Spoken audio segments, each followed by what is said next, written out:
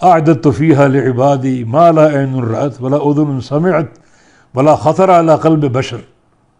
اللہ فرما رہا ہے کہ میں نے اس جنت میں اپنے بندوں کے لیے وہ کچھ تیار کر رکھا ہے جو نہ کسی آنکھ نے دیکھا، نہ کسی کان نے سنا، اور نہ کسی دل پہ ان نعمتوں کا تصور تک ہوا.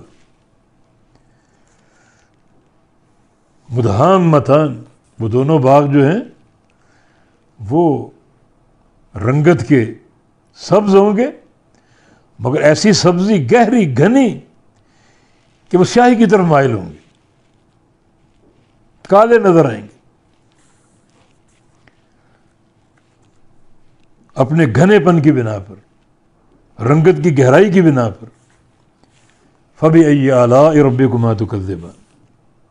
اور فِيهِمَا عَيْنَانِ نَضَّاخَتَانِ، اور ان جنتوں میں، ان باغات میں دو چشمے ہوں گے. نضاختان، ابلنے والے، شدت سے جوش مارنے والے، جوش مار کر ابلنے والے.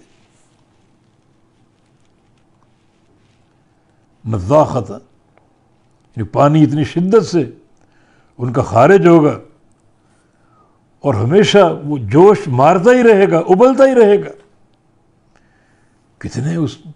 کتنا خزانہ اس پانی کا اللہ تعالیٰ کے ہاں، بہتا رہے گا، نکلتا رہے گا اور جوش مار کے نکلتا رہے گا.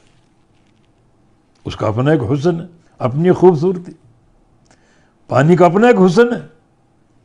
اور وہ جنت کے چشمے تیزی سے بہنے والے، کتنا ان میں حسن ہوگا.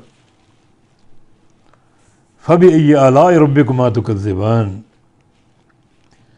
فِيهِمَا فَاكِهَةٌ وَنَخْلٌ وَرُمَّانٌ. ان دونوں جنتوں میں پھل ہوں گے اور کھجوریں ہوں گی اور انار ہوں گے. ان دونوں جنتوں میں پھل اور کھجوریں اور انار ہوں گے. پھلوں میں کھجوریں اور انار آتے ہیں، مگر چونکہ یہ لوگوں کی مرغوب غذا ہے کھجور اور اناروں کی شکل میں، تو خاص طور پہ ان کا نام لیا. اس کو بولتے ہیں عطف الخاص علی العام، ان خاص شے کا عام پر عطف کرنا. تو فاکہہ معطوف علیہ اور نخل الرمان معطوف، تو عطف الخاص علی العام.